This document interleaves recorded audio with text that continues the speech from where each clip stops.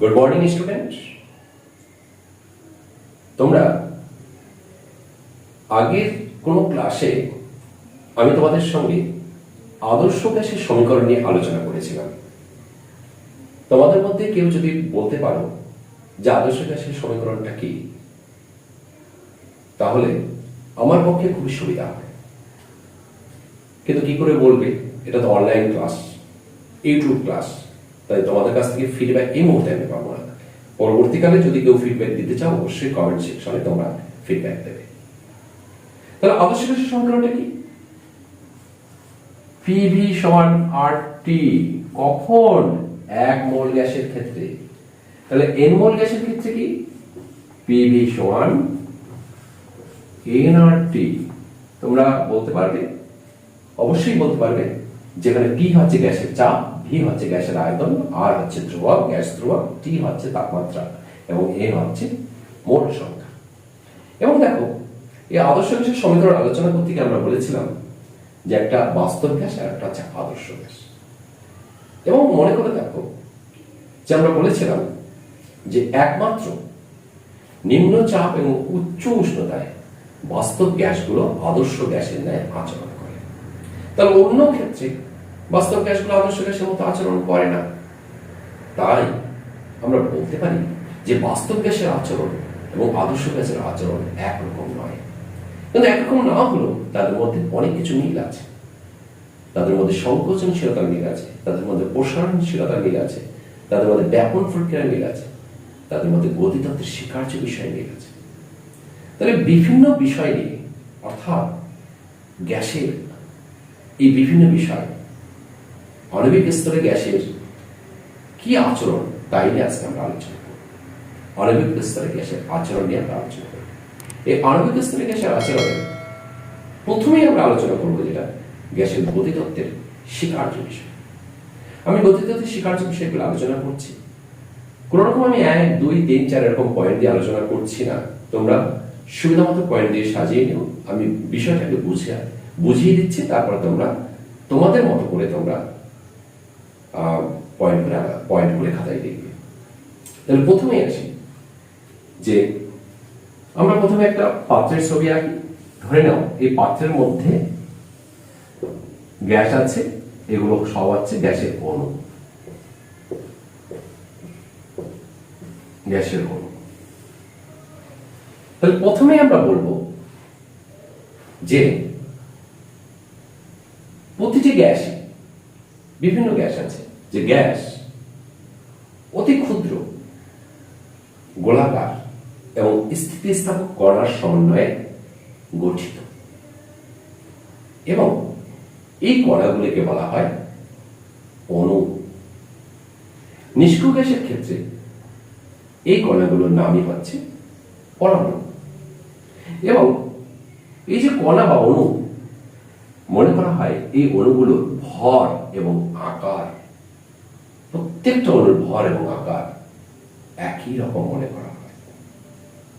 এরপরে আমরা আসছি যে এই যে অণু, এই অণুগুলো আমরা ভালো করে ছবিতে তোমরা দেখো যে পাত্রের ভিতরে ছড়িয়ে আছে, এবং এই অণুগুলোর যে মিলিত আয়তন, সেই আয়তন এই পাত্রের আয়তনের তুলনায় খুবই নগণ্য। নগণ্য মানে উপেক্ষা করা যেতে পারে, অর্থাৎ তার মান আমরা বাদ দিয়ে দিতে পারি, এতটা নগণ্য।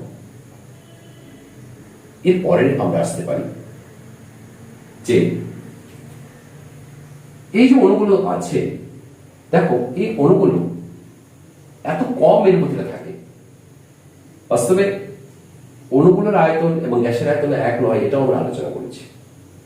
কারণ গ্যাস যে পাত্রে যায় সেই পাত্রের আয়তন ধারণ করে, এবং একটি পাত্র থেকে অন্য পাত্রে, ছোট পাত্র থেকে বড় পাত্রে যদি আমরা গ্যাসকে ট্রান্সফার করি, তাহলে কিন্তু অণু সংখ্যার কোনো পরিবর্তন হয় না, কিন্তু গ্যাসের আয়তনের পরিবর্তন হয়। তার মানে কি, অণু সংখ্যার বিষয়টা আলাদা। যেটা আমরা অ্যাভোগাড্রো সূত্রে আমরা পড়েছি বারবার, যে অণু সংখ্যা ভি সমানুপাতিক এন। কোন ক্ষেত্রে? যখন আমাদের স্থির থাকে চাপ এবং তাপমাত্রা স্থির থাকে, সেই ক্ষেত্রে ভি সমানুপাতিক এন, এটা আমরা পড়েছি। এখন দেখো এই যে আমাদের বিষয়টা এই ক্ষেত্রে যে এই যে অণুগুলোর মধ্যে পারস্পরিক দূরত্ব এত বেশি যে এরা পরস্পরের মধ্যে কোনো আকর্ষণ বা বিকর্ষণ বল প্রয়োগ করে না। এবং দেখো আরো আমরা এক্ষেত্রে আলোচনা করতে পারি, এই অণুগুলো এর ভিতরে যখন আছে তখন অণুগুলো কি হয়, পাত্রের ভিতরে ছোটাছুটি করে এবং এরা সরল রেখা বরাবর ছোটাছুটি করে এবং সরলরেখা বরাবর যখন ছোটাছুটি করে তখন এরা পরস্পরের সঙ্গে সংঘর্ষ বাঁধে এবং বা ধাক্কা লাগে, সংঘর্ষ বা ধাক্কা লাগে, এমনকি পাত্রের দেওয়ালের সঙ্গেও ধাক্কা লাগে। পাত্রের দেওয়াল বলতে এই যে পাত্র, এই পাত্রের দেওয়ালের সঙ্গে ধাক্কা লাগে, কারণ এই যে গ্যাসের অণুগুলো আছে এই অণুগুলো ধাক্কা লাগে। এবং বলা হয় যে দুটি ধাক্কার মধ্যবর্তী যে দূরত্ব তাকে বলা হয় মুক্ত পথ। দুটি ধাক্কা দেখা যাচ্ছে এই দুটো অণু ধাক্কা লাগলো, এই জায়গাটায় ধরো ধাক্কা লাগলো, আবার এই জায়গাটায় ধাক্কা লাগলো, তাহলে এই যে মধ্যবর্তী দূরত্ব, এই মধ্যবর্তী দূরত্বকে বলা হয় মুক্ত পথ। এবং এরকম অনেকগুলো মুক্ত পথ হতে পারে। একটা গ্যাসের পাত্রের ভিতরে যে অণু থাকে সেই অণুর অনেকগুলো ধাক্কা লাগতে পারে, তাহলে অনেক মুক্ত পথ হতে পারে। এই অনেকগুলো মুক্ত পথের যে গড় তাকে আমরা বলছি গড় মুক্ত পথ। এবং দেখো আরো আমরা এক্ষেত্রে বলতে পারি যে এই যে অণুগুলো আছে এই অণুগুলো কি আমাদের প্রথমেই বলেছি স্থিতিস্থাপক। তাহলে অণুগুলো যদি স্থিতিস্থাপক হয় তাহলে এদের সংঘর্ষ স্থিতিস্থাপক, এবং এই স্থিতিস্থাপক সংঘর্ষ হয় বলেই যে এদের গতিশক্তির কোনো পরিবর্তন হয় না, অর্থাৎ আগে যে গতিশক্তি থাকে পরেও তাদের একই গতিশক্তি থাকে। এবং এদের গতিশক্তি আমরা আরেকটা বিষয়ের ক্ষেত্রে মনে করি যে এদের গতিশক্তি পরম তাপমাত্রার সমানুপাতিক, অর্থাৎ গতিশক্তিকে যদি সি দিয়ে প্রকাশ করা হয় পরম তাপমাত্রা টি/সি সমানুপাতিক, পরম তাপমাত্রা সমানুপাতিক। এটা আমরা পরবর্তীকালে আরো ভালো করে জানবো, যখন পরবর্তী উঁচু ক্লাসে যখন পড়বো, গ্যাস নিয়ে যখন পড়বো তখন আরো আমরা বেশি করে জানবো। তাহলে আমরা এই যে গ্যাসের গতিতত্ত্বের স্বীকার্য বিষয়গুলো আমরা বললাম, তোমাদের মধ্যে আরো হয়তো কিছু পয়েন্ট আছে, তোমরা একটু দেখে নেবে। আমরা মোটামুটি মেন পয়েন্টগুলো আমরা আলোচনা করলাম। এর পরের পয়েন্টে আমরা আলোচনা করতে পারি গ্যাসের ব্যাপন। তাহলে প্রথমে আমরা জানতে হবে যে গ্যাসের ব্যাপন আমাদের কাকে বলে। তাহলে ব্যাপনের ডেফিনেশন আমরা দেই। আমরা ব্যাপন বিভিন্ন সময় পড়েছি, নিচু ক্লাসে পড়েছি যে পরস্পর রাসায়নিক বিক্রিয়া করে না এমন দুই বা ততোধিক গ্যাস কে যদি একটা আবদ্ধ পাত্রে রাখি, এরকম একটা যদি আবদ্ধ পাত্রে রাখি, দুই বা ততোধিক গ্যাস কে যদি আমরা একটা আবদ্ধ পাত্রে রাখি, এবং আবদ্ধ পাত্রে রাখলে কি করবে, এই দুই বা ততোধিক গ্যাস সম্পূর্ণ মিশে গিয়ে একটা সমসত্ব গ্যাস মিশ্রণ উৎপন্ন করে। এবং বলা হয় যে এই দুই বা ততোধিক গ্যাসের স্বতঃস্ফূর্তভাবে মিশে যাওয়ার যে প্রবণতা তাকেই বলা হয় ব্যাপন। এই ব্যাপন আমরা বিভিন্ন সময় দেখতে পাই, যেমন রাস্তার পাশ দিয়ে যখন যাই অনেক সময় বিভিন্ন জিনিসের গন্ধ আমাদের নাকে চলে আসে। বাস্তবে সেই গন্ধটা কিভাবে চলে আসে, ব্যাপন প্রক্রিয়ায় চলে আসে আমাদের নাকে। আবার অনেক সময় দেখবে বাড়িতে তোমরা সিলিন্ডারে যখন লিক করে তখন দেখবে এলপিজির গন্ধ তোমরা নাকে পাও। বাস্তবে সেই গন্ধটা তোমার নাকে কিভাবে আসে, ব্যাপন প্রক্রিয়ায় আসে। এমনকি যা কিছুর গন্ধ তোমরা পাও না কেন সেই গন্ধটা কিন্তু তোমাদের নাকে ব্যাপন প্রক্রিয়ায় আসে। তাহলে ব্যাপন প্রক্রিয়া আছে বলেই কিন্তু আমাদের ক্ষেত্রে আমরা অনেক কিছু গন্ধ আমরা নাক দিয়ে পাই। এরপরে আমরা আসবো গ্যাসের আয়তনের উপর চাপের প্রভাব। গ্যাসের আয়তনের উপর চাপের প্রভাব। তাহলে দেখো গ্যাসের আয়তনের উপর চাপের প্রভাব কেমন হয়। আমরা একটা পাত্র নিলাম, দেখো ভালো করে খেয়াল করে দেখো যে এই পাত্রের উপর যদি আমরা চাপ প্রয়োগ করি বেশি, তাহলে চাপ প্রয়োগ করলে কি হবে, এর মধ্যে অণু আছে গ্যাসের, তাহলে অণু যদি থাকে তাহলে যখনই আমি চাপ প্রয়োগ করবো অণু স্বয়মের মধ্যে যে দূরত্ব, ধরো এই অণুটা আর এই অণুটা দূরত্বই আছে, যে চাপ প্রয়োগ করবো এই অণুর দূরত্বটা কমে যাবে। ঠিক, তাহলে গ্যাসের উপর যখন আমি চাপ প্রয়োগ করবো অণুগুলোর মধ্যে দূরত্ব কমে যায়। তাহলে অণুগুলোর মধ্যে যদি দূরত্ব কমে যায় তাহলে অবশ্যই গ্যাসের আয়তন কমে যায়। তাহলে এটা কোন ক্ষেত্রে হবে? উষ্ণতা স্থির রেখে নির্দিষ্ট ভরের গ্যাসের ক্ষেত্রে। বলো তো দেখি কোন ফর্মুলাটা উষ্ণতা স্থির রেখে নির্দিষ্ট ভরের গ্যাসের ক্ষেত্রে কি ছিল? V সমানুপাতিক 1/P। কার সূত্র? বয়েল সূত্র। বয়েল সূত্র। সেই বয়েল সূত্রটা কিভাবে হচ্ছে সেই ব্যাখ্যায় কিন্তু আমরা যাচ্ছি যে যদি আমরা চাপ প্রয়োগ করি তাহলে গ্যাসটির ভিতরে যে অণুগুলো থাকে সেই অণুগুলোর মধ্যে পারস্পরিক দূরত্ব কমে যায়, তার ফলে কি হয়? যে আয়তন কমে যায়। আবার যদি আমরা চাপ কমিয়ে দিই তাহলে কি হয়? অণুগুলোর মধ্যে পারস্পরিক দূরত্ব বেড়ে যায়, গ্যাসের আয়তন বেড়ে যায়। এরপরে আসবো আমরা গ্যাসের বেগের এবং চাপের উপর উষ্ণতার প্রভাব। আমরা দেখো গ্যাসের গতিতত্ত্বে আমরা পড়েছি যে গ্যাসের গতিশক্তি উষ্ণতার উপর নির্ভরশীল। অর্থাৎ উষ্ণতা যদি বাড়ে গতিশক্তি বাড়বে। অর্থাৎ আমরা কি বলতে পারি? গতিশক্তি যদি ই কে হয় তাহলে ই কে সমানুপাতিক আমাদের কি টি, পরম তাপমাত্রা। গ্যাসের গতিশক্তিকে যদি ই কে দিয়ে প্রকাশ করি এবং তাপমাত্রাকে যদি টি দেওয়া হয় তাহলে ই কে পরম তাপমাত্রা সমানুপাতিক। তারপরে তাপমাত্রা বাড়লে গ্যাসের গতিশক্তি বাড়ে। তাহলে গ্যাসের গতিশক্তি যদি বাড়ে তাহলে গ্যাসের কোন গতিবেগ পাবে? কারণ ই কে আমরা কি জানি যে হাফ এমভিএস কে, হাফ এমভিএস কে, যেখানে এম হচ্ছে একটা গ্যাসের অণুর ভর। তার মানে গ্যাসের গতিশক্তি বাড়া মানে গ্যাসের অণুগুলোর গতিবেগ বাড়বে। তাহলে গ্যাসের অণুগুলোর গতিবেগ যদি বাড়ে, একটা পাত্র যদি হয়, ভালো করে মনে করে রাখো যে এই অণুগুলো আছে, তাহলে অণুগুলো একটা গতিবেগী পাত্রের দেওয়ালে ধাক্কা মারত। তাহলে যে আমি তাপমাত্রা বাড়ালাম তখন কি হবে? অণুগুলোর গতিবেগ আরো বেশি বেড়ে গেল, তাহলে পাত্রের দেওয়ালে বেশি করে ধাক্কা মারে। তাহলে পাত্রের দেওয়ালে যদি বেশি করে ধাক্কা মারে, এটা অবশ্যই আমাদের মাথায় একটা নির্দিষ্ট ভরের গ্যাসের ক্ষেত্রে হতে হবে কিন্তু। তাহলে যেই পাত্রের দেওয়ালে বেশি করে ধাক্কা মারবে তাহলে চাপ বেশি বেড়ে যাবে। তাহলে আমরা বলতে পারি, কি বলতে পারি? যে নির্দিষ্ট ভরের গ্যাসের ক্ষেত্রে উষ্ণতা বাড়ালে গ্যাসের গতিশক্তি বৃদ্ধি পায়, তার মানে গ্যাসের গতিবেগ বৃদ্ধি পায় এবং যার ফলে গ্যাসের চাপ বৃদ্ধি পায়। আবার উষ্ণতা কমালে গ্যাসের গতিবেগ, অণুগুলোর গতিবেগ হ্রাস পায়, তার মানে কি? চাপ হ্রাস পায়। এরপরে আমরা লাস্ট পয়েন্টে আলোচনায় আসবো, অর্থাৎ এই অধ্যায়ের শেষ অংশ আমরা আলোচনা করব যে আমরা বাস্তব গ্যাস এবং আদর্শ গ্যাসের কথা বলছি। আমরা জানি বলতে আমরা বিভিন্ন ক্ষেত্রে আমরা পড়েছি বা বিভিন্ন ক্ষেত্রে আলোচনা করেছি যে বাস্তব গ্যাসগুলো একমাত্র নিম্নচাপ এবং উচ্চ উষ্ণতায় আদর্শ গ্যাসের মতো আচরণ করে এবং এই বাস্তব গ্যাসগুলো তার আদর্শ আচরণ থেকে বিচ্যুত হয়। কেন বিচ্যুত হয় সেই ব্যাখ্যাটা আমরা করব যে কেন বিচ্যুত হয়। দেখো, আমরা একটা পাত্রের ভিতরে যখন গ্যাস নেই তাহলে এর মধ্যে আমরা অনেক অণুর কথা ভাবতে পারি।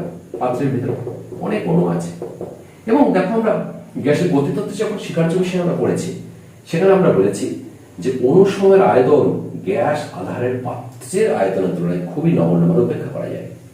কিন্তু বাস্তবে যদি আমরা বিজ্ঞানগতভাবে ভাবি, কোনো কিছুকে উপেক্ষা করা যায় না, সবারই কিছু না কিছু ভর আছে। তাহলে তাই যদি হয় তাহলে এই যে গ্যাস অণু, এই অণুগুলোকে উপেক্ষা করা যায় না।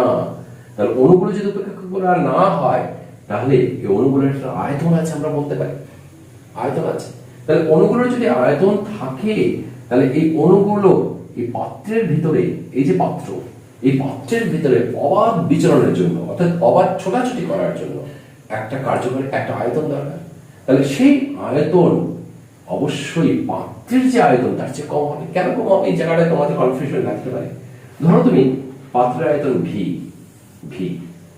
এবং এই যে অণুগুলোর আয়তন, সেই অণুগুলোর আয়তন ধরে নিলাম V1। সমস্ত যতগুলো অণু আছে, ধরো n সংখ্যক অণু আছে, তাহলে n সংখ্যক অণুর মোট আয়তন V1। তাহলে এই যে পাত্রের ভিতরে কারা রয়েছে? অণুগুলো রয়েছে। তাহলে অণুগুলো ভি আয়তন জায়গা দখল করে রেখেছে, পাত্রের ভিতরে ভি আয়তন জায়গা দখল করে রেখেছে। তাহলে ভি আয়তন জায়গা পাত্রের আয়তন থেকে মাইনাস হয়, ভি মাইনাস V1। এই ভি মাইনাস V1টা হচ্ছে গ্যাসের অণুর কার্যকারী আয়তন, পাত্রের ভিতরে অবাধ আচরণের জন্য কার্যকারী আয়তন। তার মানে আমরা কি বলতে পারি? যে গ্যাসের অণুগুলোর কার্যকরী আয়তন পাত্রের আয়তনের চেয়ে কম। ঠিক, দেখো ভালো করে একটু আবার বারবার দেখো কিছুটা, তাহলে তোমরা বুঝতে পারবে যে বিষয়টা আমি কি বলতে চাইছি। যে এটা আমরা পাত্রের আয়তন ধরেছি, এটা যতগুলো অণু আছে তাদের মিলিত আয়তন ধরেছি।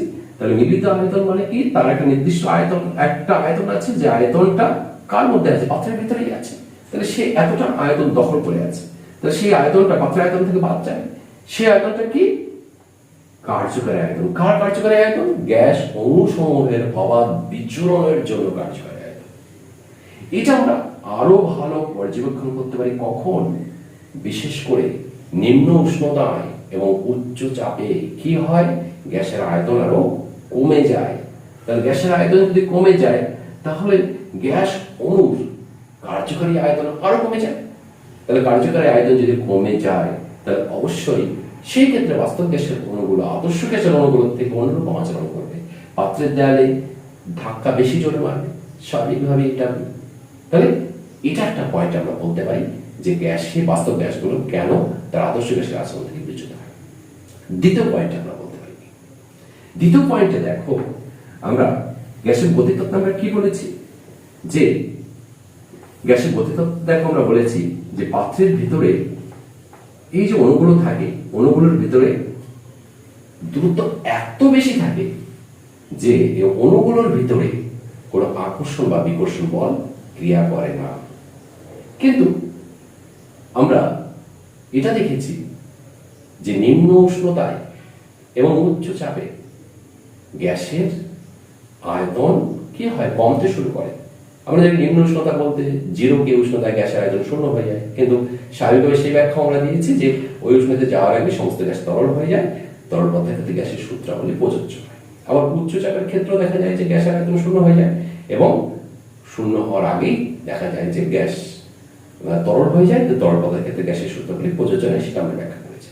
কিন্তু আমরা সেই নির্দিষ্ট উচ্চ চাপে না পৌঁছা বা নির্দিষ্ট নিম্ন উষ্ণতায় না পৌঁছা, কিন্তু নিম্ন উষ্ণতার কাছাকাছি যদি যায়, সেক্ষেত্রে তো গ্যাসের আয়তন কমে যাবে। তাহলে গ্যাসের আয়তন যদি কমে যায়, তাহলে এই যে অণুগুলো, যখন আয়তন কমে যাবে, অণুগুলোর মধ্যে পারস্পরিক দূরত্ব কমে যাবে। স্বাভাবিকভাবে ভাবো, তোমরা একটা ঘরের ভিতরে আছো, 10 জন লোক, একটা বড় ঘরের ভিতরে। এবার তোমাদের 10 জন লোককে যদি একটা ছোট ঘরের মধ্যে ঢুকিয়ে দেওয়া হয়, তাহলে তোমাদের মধ্যে যে ফাঁকা ফাঁকা ভাবটা ছিল, সে ফাঁকা ফাঁকা ভাবটা কমে যাবে।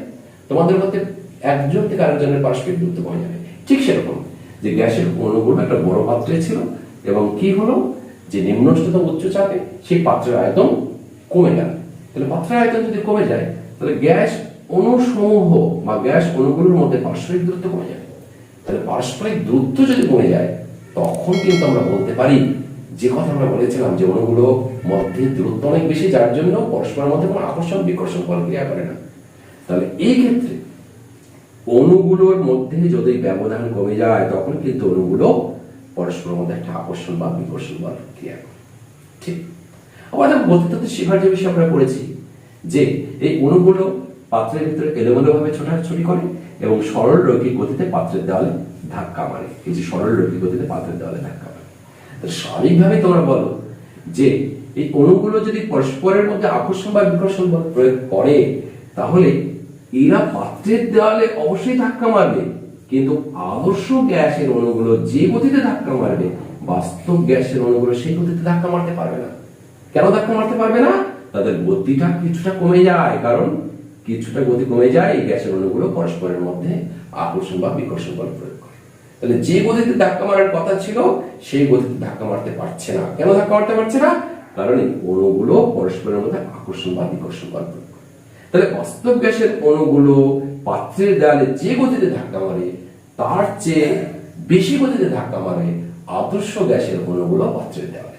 ঠিক, তারপর আমরা বলতে পারি যে বাস্তব গ্যাসের অণুগুলোর গতিবেগ, পাত্রের দেয়ালে ধাক্কা মারার গতিবেগ, আদর্শ গ্যাসের অণুগুলোর পাত্রের দেয়ালে ধাক্কা মারার গতিবেগের থেকে কম। তাহলে এটা তোমরা এত বড় লিখবে না, আমি তোমাদের বোঝানোর জন্য বলেছি। তোমরা বই দেখবে, সবাই দেখবে বইয়ে সহজ করে লেখা আছে, ছোট্ট পয়েন্ট করে লিখবে, শুধু বোঝানোর জন্য। যদি তুমি বিষয়টা না বুঝতে পারো, তাহলে কিন্তু লিখতে পারবে না। তুমি যখন বিষয়টা ভালো করে বুঝতে পারবে, তাহলে দেখবে তুমি অবশ্যই লিখতে পারবে। এই কারণে বারবার বলা হয় যে কোনো জিনিস পড়ার আগে খুব ভালো করে বুঝতে হবে।